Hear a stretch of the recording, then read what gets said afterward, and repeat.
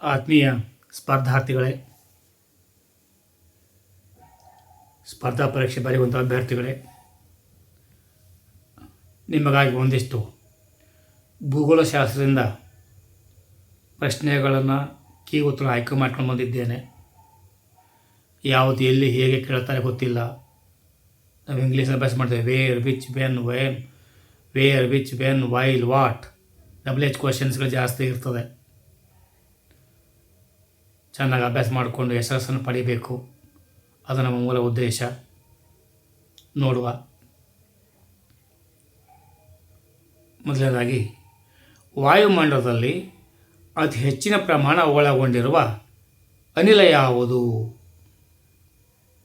ವಾಯುಮಂಡಲದಲ್ಲಿ ಅತಿ ಹೆಚ್ಚಿನ ಪ್ರಮಾಣ ಒಳಗೊಂಡಿರುವ ಅನಿಲ ಯಾವುದು? 88% ಸಾರಜನಕ. ನಂತರ ಸ್ಥಾನಕ್ಕೆ ಬಂದರೆ ಆಮ್ಲಜನಕ, ಆರ್ಗನ್ ಮತ್ತು ಇಂಗಾಲ ಡೈಆಕ್ಸೈಡ್. 8ನೇ ಕ್ಲಾಸಿನ ಭೂಗೋಳಶಾಸ್ತ್ರ ಬರ್ತದೆ. ಅತಿ ಹೆಚ್ಚಿನ ಪ್ರಮಾಣದಲ್ಲಿ ಹಸಿರುಮನೆ ಪರಿಣಾಮಕ್ಕೆ ಕಾರಣವಾದ ವಸ್ತು ಯಾವುದು? ನೀರಾವಿ.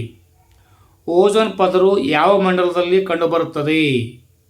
ಸಮ ಉಷ್ಣವಲಯ, ಸ್ಟ್ರಾಟೋಸ್ಫಿಯರ್ ಅಂತ ಹೇಳ್ತೇವೆ. ರೇಡಿಯೋ ತರಂಗಗಳು ಯಾವ ವಲಯದಿಂದ ಪ್ರತಿಫಲನಗೊಳ್ಳುತ್ತವೆ? ಅಯಾನುಗಳು.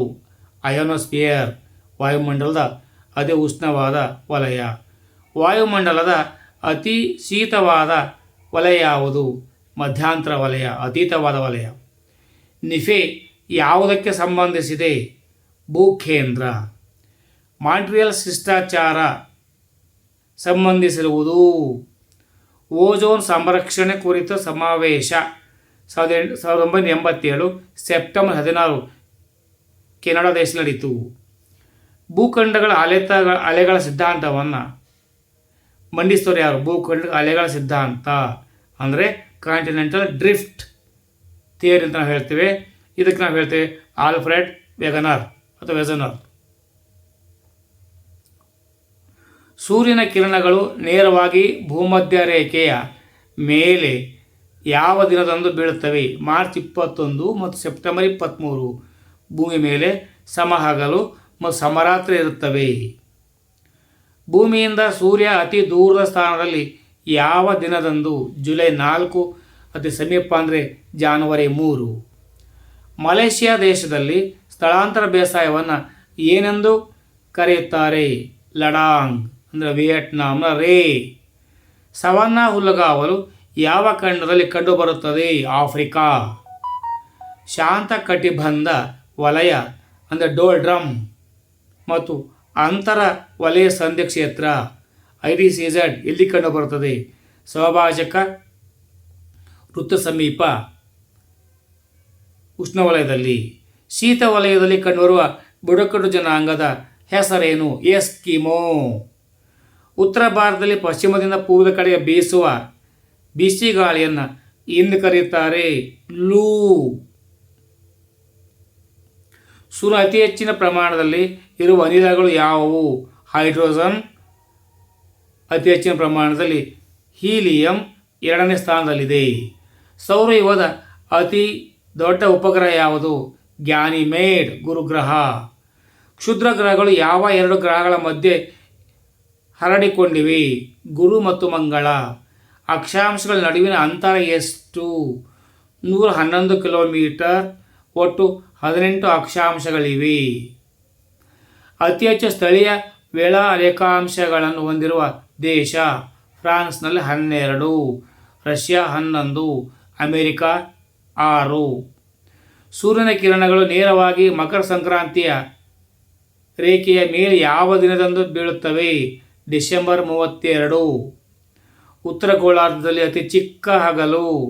ಸೂರ್ಯನ ಕಿರಣಗಳು ನೇರವಾಗಿ ಕರ್ಕಾಟಕ ಸಂಕ್ರಾಂತಿ ವೃತ್ತದ ಮೇಲೆ ಯಾವ ದಿನದಂದು ಬೀಳುತ್ತವೆ? ಜೂನ್ 21. ಉತ್ತರ ಗೋಳಾರ್ಧದಲ್ಲಿ ದೊಡ್ಡ ಹಗಲು. ಭಾರತದ ಅತಿ ಉದ್ದವಾದ ನದಿ ಸೇತುವೆ ಯಾವುದು?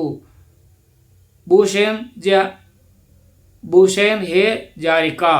ಲೋಹಿತ್ ನದಿಯ ಮೇಲೆ ನಿರ್ಮಿಸಲಾಗಿರುವ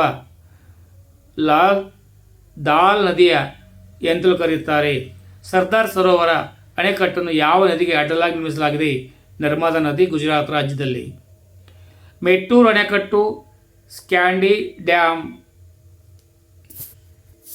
ಸ್ಟ್ಯಾಂಡಿ ಡ್ಯಾಮ್ ಅನ್ನು ಯಾವ ನದಿಗೆ ಅಡ್ಡಲಾಗಿ ನಿರ್ಮಿಸಲಾಗಿದೆ? ಕಾವೇರಿ ನದಿ ಅಡ್ಡಲಾಗಿ ತಮಿಳುನಾಡಿನಲ್ಲಿ. ಮಾರಿ ಕಣಿವೆ ಜಲಾಶಯ ಯಾವ ನದಿಗೆ ಅಡ್ಡಲಾಗಿ ನಿರ್ಮಿಸಲಾಗಿದೆ? ವೇದಾವತಿ ನದಿಗೆ ಅಡ್ಡಲಾಗಿ ಚಿತ್ರದುರ್ಗ ಜಿಲ್ಲೆಯಲ್ಲಿ ನಿರ್ಮಿಸಲಾಗಿದೆ. ಕುಂಚಿಕಲ್ ಜಲಪಾತ ನಿರ್ಮಿತಗೊಂಡಿದೆ ಎಲ್ಲಿ? ವರಾಹಿ. ಲಾಲ್ ಬಹದ್ದೂರ್ ಶಾಸ್ತ್ರಿ ಸಾಗರ ಆಲಮಟ್ಟಿ ಅಣೆಕಟ್ಟು ಅನ್ನು ಯಾವ ನದಿಗೆ ಅಡ್ಡಲಾಗಿ ನಿರ್ಮಿಸಲಾಗಿದೆ? ಕೃಷ್ಣಾ ನದಿಗೆ ಅಡ್ಡಲಾಗಿ ನಿರ್ಮಿಸಲಾಗಿದೆ. ಪ್ರಪಂಚ ಅತಿ ದೊಡ್ಡ ನದಿ ದ್ವೀಪ ಯಾವುದು? ಮಜುಲಿ. ಪಾಂಚಾಲ ಆಯೋಗವು ಯಾವುದಕ್ಕೆ ಸಂಬಂಧಿಸಿದೆ? ಮಹದಾಯಿ ನದಿ ಜಲವಿವಾದ. ಬಚಾವತ್ ಆಯೋಗ ಯಾವುದಕ್ಕೆ ಸಂಬಂಧಿಸಿದೆ? ಕೃಷ್ಣಾ ನದಿ ಜಲ ವಿವಾದ. ಅಂಡಮಾನ್ ಮತ್ತು ನಿಕೋಬಾರ್ ದ್ವೀಪಗಳನ್ನು ಬೇರ್ಪಡಿಸುವ ಕಾಲುವೆ 10 ಡಿಗ್ರಿ ಕಾಲುವೆ. ಭಾರತದ ಏಕೈಕ ಜಾಗೃತ ಜ್ವಾಲಾಮುಖಿ ಯಾವುದು?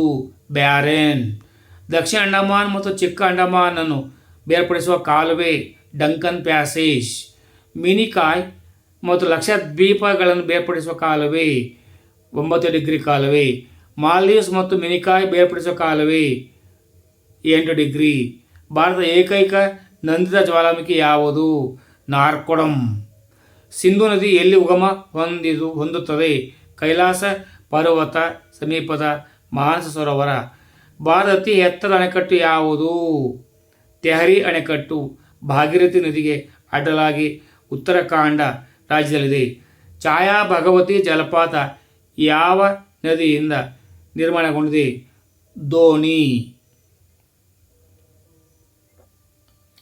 ಭಾರತದ ಅತ್ಯಂತ ಆಳವಾದ ಬಂದರು ಯಾವುದು? ವಿಶಾಖಪಟ್ಟಣ. ಭಾರತ ದೊಡ್ಡ ಬಂದರು ಯಾವುದು? ಮುಂಬೈ. ಭಾರತೀಯ ದೊಡ್ಡ ಕೃತಕ ಬಂದರು ಯಾವುದು? ನವಶೇವಾ ಜವಾಹರ್ಲಾಲ್ ನೆಹರು ಬಂದರು. ಚಹಾ ಬಂದರು ಎಂದು ಯಾವ ಬಂದರನ್ನು ಕರೆಯುತ್ತಾರೆ? ಕಲ್ಕತ್ತಾ ಬಂದರು ಹೂಗ್ಲಿ ನದಿ ದಡದ ಮೇಲಿದೆ. ಅರಬ್ಬಿ ಸಮುದ್ರ ರಾಣಿ ಎಂದು ಯಾವುದನ್ನು ಕರೆಯುತ್ತಾರೆ? ಕೊಚ್ಚಿ ಬಂದರು ವೆಂಬನಾಡ್ ಸರೋವರದಲ್ಲಿದೆ. ಕರ್ನಾಟಕ ಹೆಬ್ಬಾಗಿಲು ಎಂದು ಯಾವ ಬಂದರನ್ನು ಕರೆಯುತ್ತಾರೆ? ನವಮಂಗಳೂರು ಬಂದರು. 2019 ವರದಿ ಪ್ರಕಾರ ಭಾರತ ಪ್ರಸ್ತುತ ಅರಣ್ಯ ಪ್ರಮಾಣ ಎಷ್ಟಿದೆ? 21.67%. ಅರಣ್ಯ ಸಮೀಕ್ಷೆ ಪ್ರತಿ 2 ವರ್ಷಕ್ಕೊಮ್ಮೆ ನಡೆಯುತ್ತದೆ. ಅತಿ ಹೆಚ್ಚು ಅರಣ್ಯವನ್ನು ಹೊಂದಿರುವ ರಾಜ್ಯ ಮಧ್ಯಪ್ರದೇಶ್. ಅರಣ್ಯ ಪ್ರಮಾಣದಲ್ಲಿ ಅತಿ ಹೆಚ್ಚು ಏರಿಕೆ ಕಂಡ ರಾಜ್ಯ ಕರ್ನಾಟಕ. ಮಣ್ಣಿನ ಕುರಿತು ಅಧ್ಯಯನ ಮಾಡುವುದನ್ನು ಏನೆಂದು ಕರೆಯುತ್ತಾರೆ? ಪೆಡಾಲಜಿ. ವಿದ್ಯಾರ್ಥಿಗಳೇ, 8, 9, 10ನೇ ಕ್ಲಾಸ್ನಲ್ಲಿ ಬರುವಂಥ ಭೂಗೋಳ ಅಂಶಗಳನ್ನು ಆಯ್ಕೆ ಮಾಡಿ ನಾನು ನಿಮಗೆ ನೀಡಿರ್ತೇನೆ. ಪರೀಕ್ಷೆ ಸಮಯ ಬಂದರೆ ನನ್ನ ಶ್ರಮ ಸಾರ್ಥಕ ಅಂದ್ಕೊಳ್ತೇನೆ. ಎಲ್ಲರಿಗೂ ಶುಭವಾಗಲಿ. ಜೈ ಹಿಂದ್, ಜೈ ಕರ್ನಾಟಕ, ಜೈ ಭಾರತ್ ಮಾತೆ. ಸರ್ವೇ ಜನೋ ಸುಖಿನೋ ಭವಂತು.